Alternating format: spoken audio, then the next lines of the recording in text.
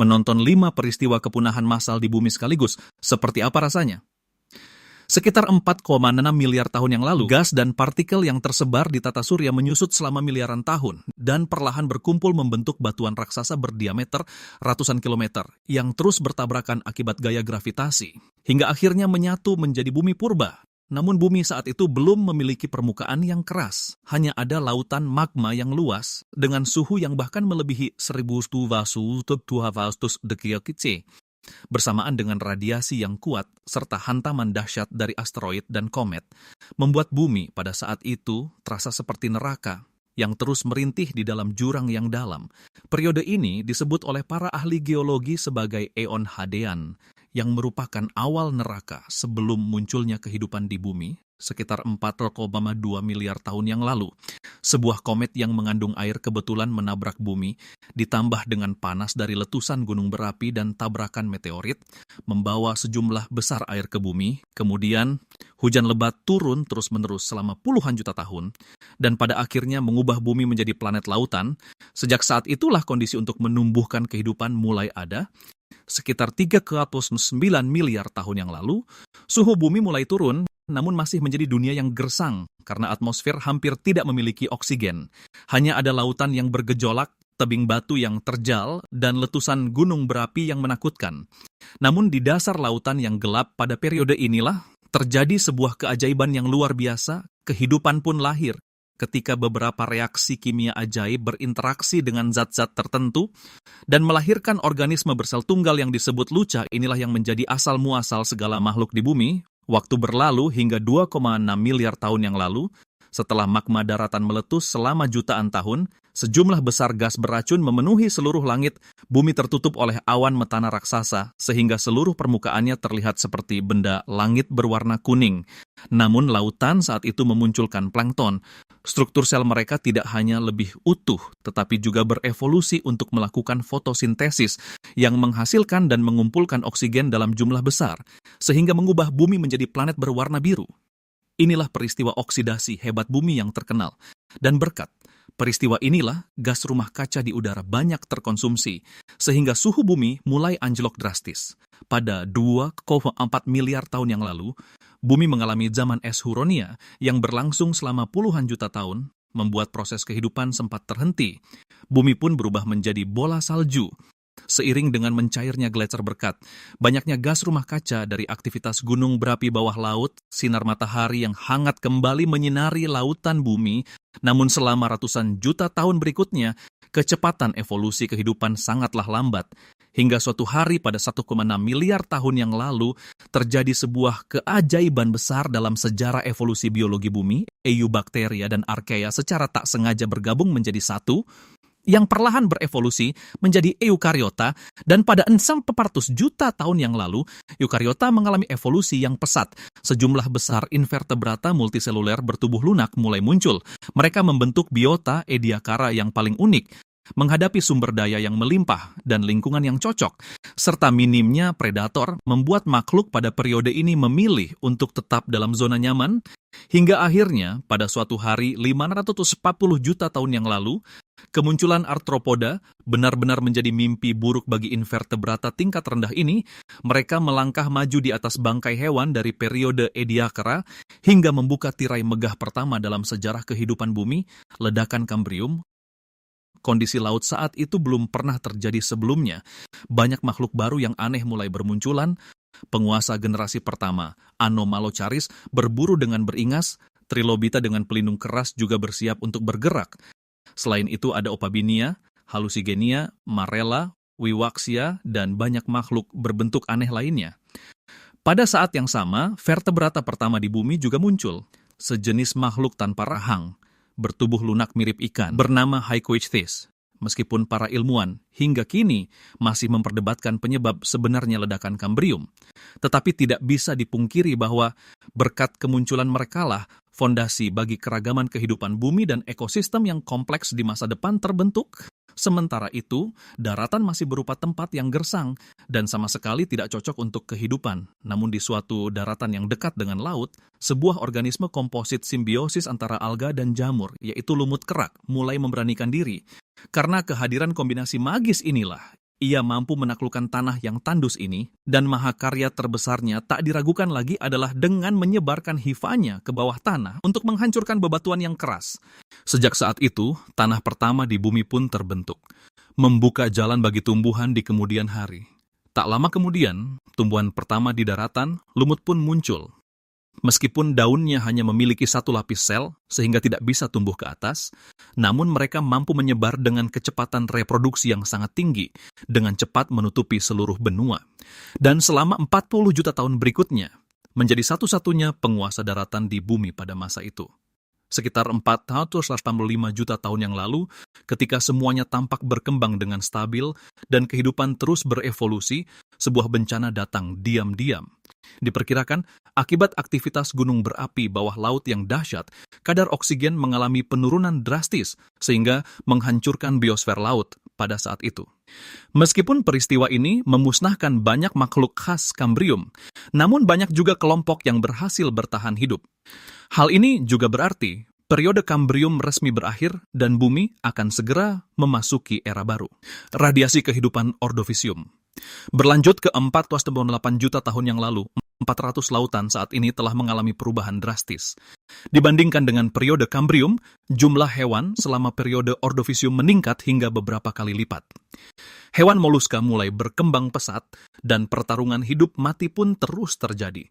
Keluarga Trilobita masih ada, cangkang pelindung mereka menjadi semakin kuat, dan tentunya para pesaing mereka pun menjadi semakin mengerikan. Camorochras yang panjangnya bisa mencapai 9 meter berhasil mengalahkan Anomalocaris, menjadi penguasa lautan generasi baru. Dan pada masa inilah, muncul bentuk kehidupan baru yang sangat penting, ikan purba pertama di dunia yang memiliki tulang belakang, Astraspis. Merekalah yang kelak akan melahirkan amfibi, reptil, mamalia, burung, dan lainnya. Namun saat ini nenek moyang manusia masih berada di tahap awal dari perjalanan panjang mereka. Sementara itu, tumbuhan lumut di daratan berhasil berevolusi menghasilkan lignin. Hal ini memungkinkan mereka tumbuh jauh lebih besar. Demi memperebutkan sinar matahari, mereka pun mulai bersaing sengit. Sebuah ledakan pertumbuhan tanaman yang luar biasa pun resmi dimulai. Namun, hal yang sangat tidak terduga adalah saat semua makhluk hidup berkembang pesat selama lebih dari 20 juta tahun ini, bumi justru mengalami peristiwa kepunahan massal pertama dalam sejarah, kepunahan massal Ordovisium.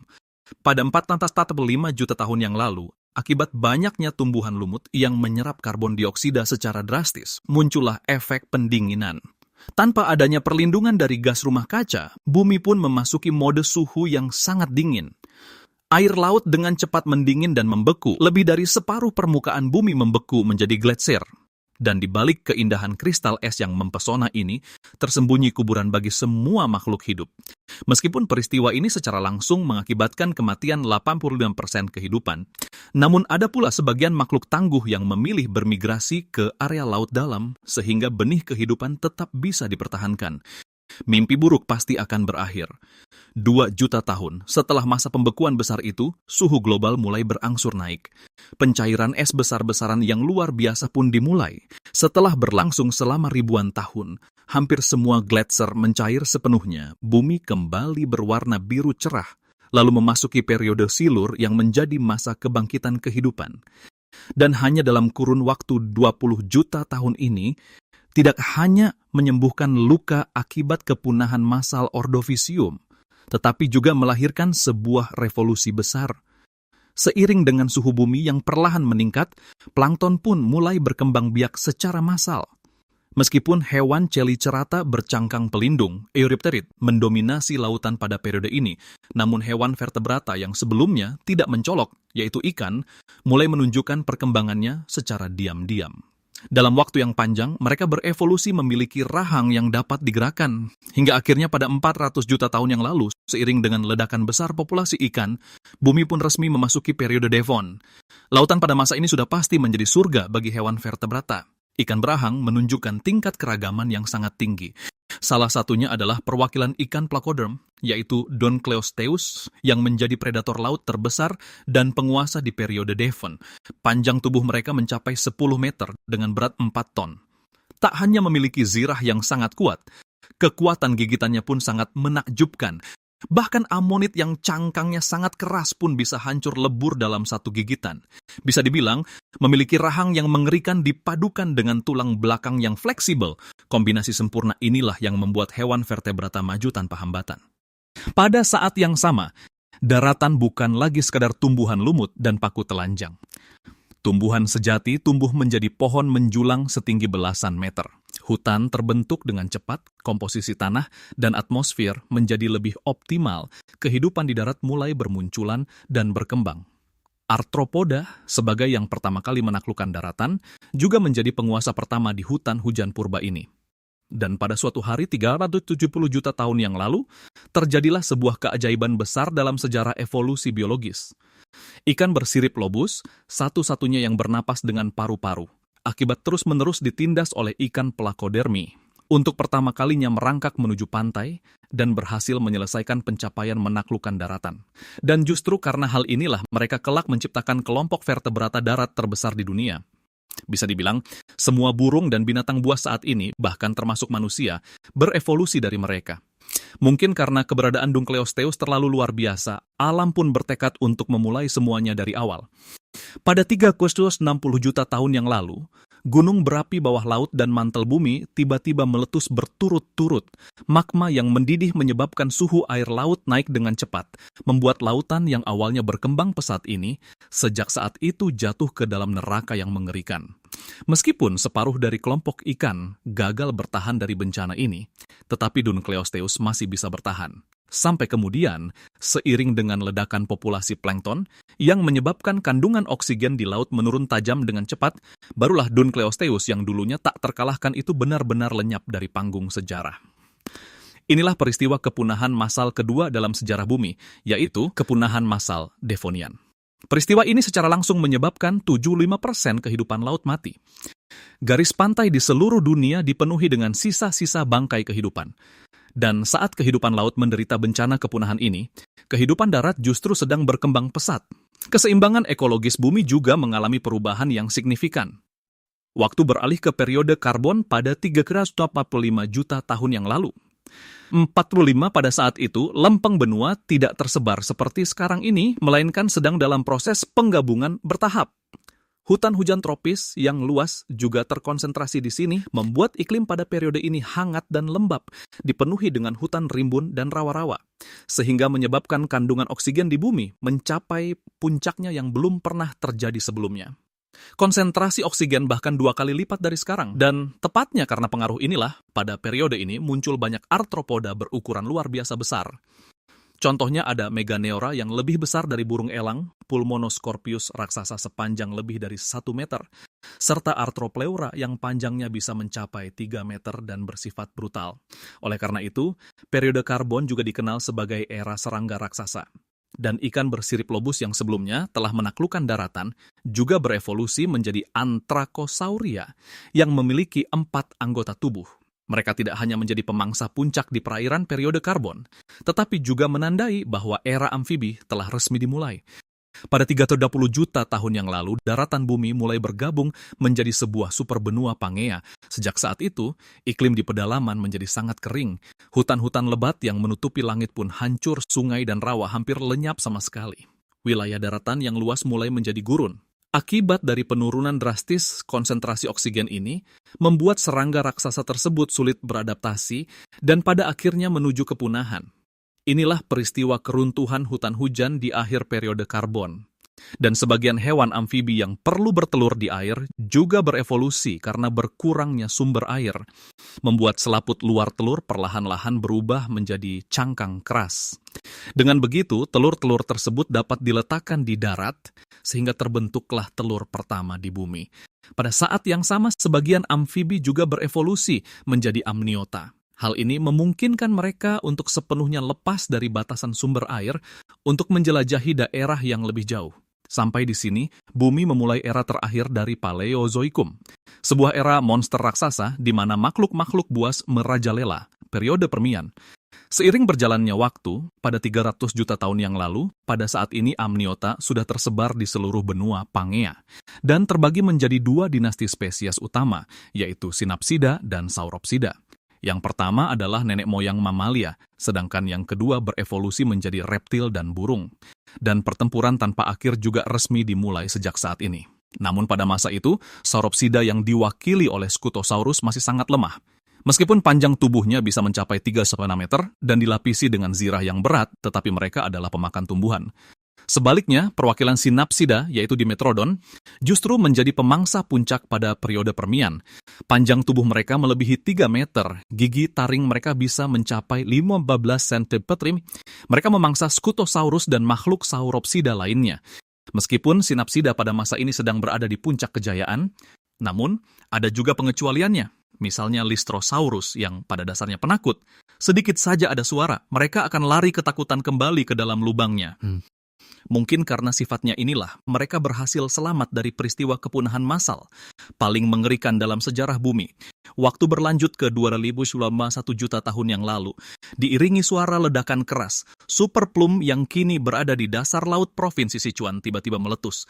Gempa bumi dahsyat langsung mengoyak lempeng dasar laut, dan merembet ke kawasan vulkanik Siberia yang sedang aktif. Triliunan ton magma menyembur keluar dari mantel bumi dan menyapu seluruh dunia dengan sangat cepat, hingga akhirnya menelan separuh benua Pangea. Meskipun sebagian hewan berhasil lolos dari maut, namun bencana ini masih jauh dari kata usai. Tak lama kemudian, material vulkanik turun bagaikan hujan dan memicu kebakaran hutan yang sangat luas. Rantai makanan pun terputus, seluruh ekosistem hancur total. Semua hewan mati dalam penderitaan. Inilah peristiwa kepunahan massal Permian yang paling tragis dalam sejarah. Bencana alam ini tidak hanya memusnahkan hingga 95% spesies di bumi, tetapi juga nyaris melenyapkan seluruh ekosistem bumi yang telah berevolusi selama miliaran tahun. Namun untungnya, masih ada secercah harapan bagi kehidupan.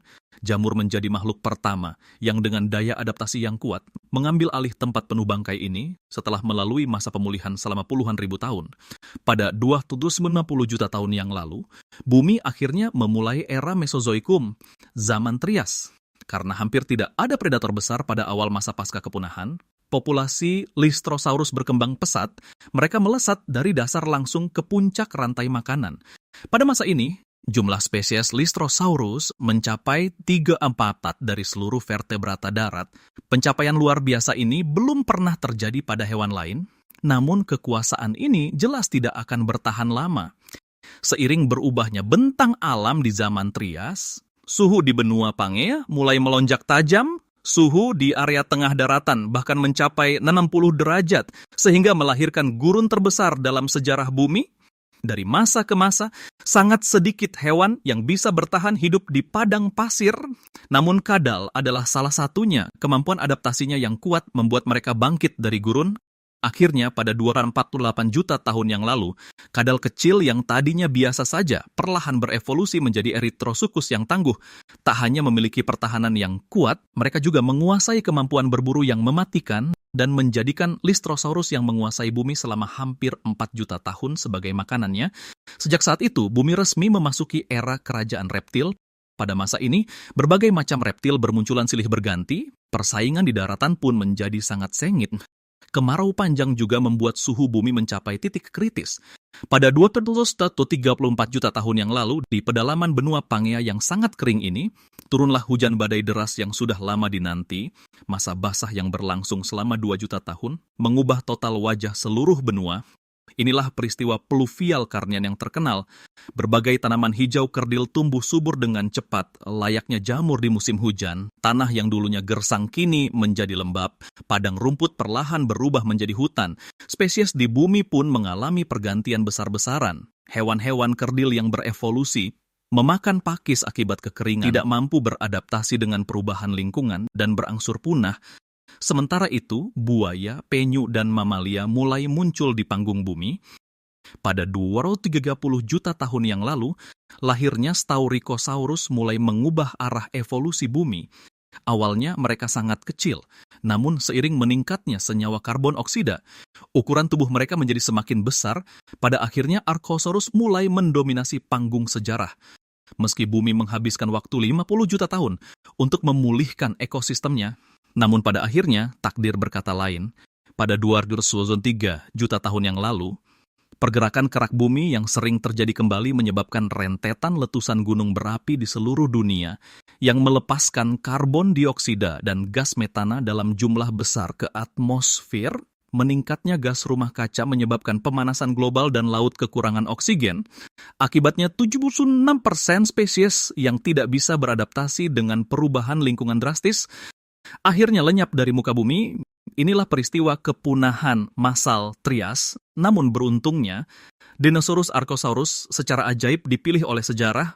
Memasuki zaman Jurassic 200 juta tahun yang lalu, kawanan dinosaurus akan bangkit dengan kuat di era ini. Pterosaurus dan burung terbang menguasai langit, mamalia pun bermunculan. Peristiwa evolusi yang menakjubkan terjadi silih berganti. Dinosaurus secara resmi mengambil alih kekuasaan di bumi. Di antaranya, ada banyak sekali makhluk yang menjadi ikon. Misalnya Diplodocus raksasa yang panjangnya mencapai 27 meter. Pterosaurus yang pertama kali menaklukkan langit. Liopleurodon, penguasa lautan yang kejam, Allosaurus, predator puncak di daratan, serta Stegosaurus yang dapat menggunakan ekornya sebagai senjata. Bahkan ada mamalia Eutheria tertua, Juramaya sinensis, dan lain-lain. Bisa dikatakan, kesuksesan dinasti dinosaurus bukan hanya dari lamanya waktu kekuasaan mereka, tetapi juga karena makhluk-makhluk unik ini, dengan bantuan besar dari lingkungan, menampilkan pemandangan kehidupan yang paling menakjubkan. Pada 145 juta tahun yang lalu, bumi akhirnya memasuki zaman kapur, masa ledakan keanekaragaman makhluk hidup.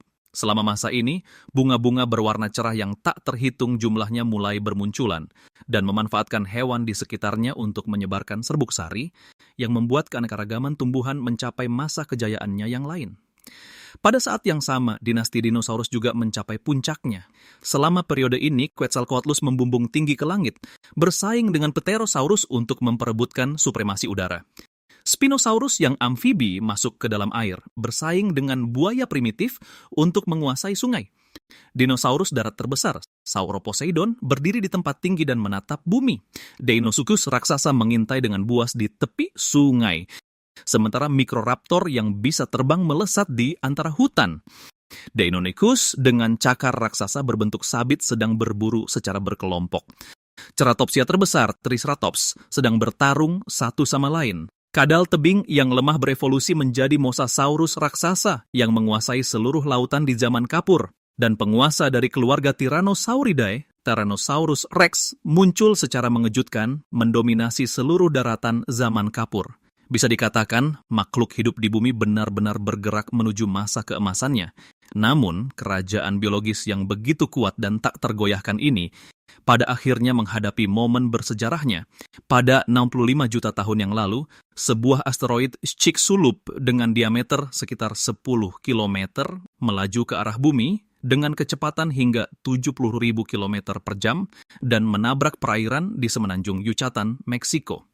Ledakan dari benturan tersebut setara dengan 1 miliar kali bom atom. Hantaman hebat itu membuat semua kehidupan dalam radius 1.500 km hangus menjadi abu.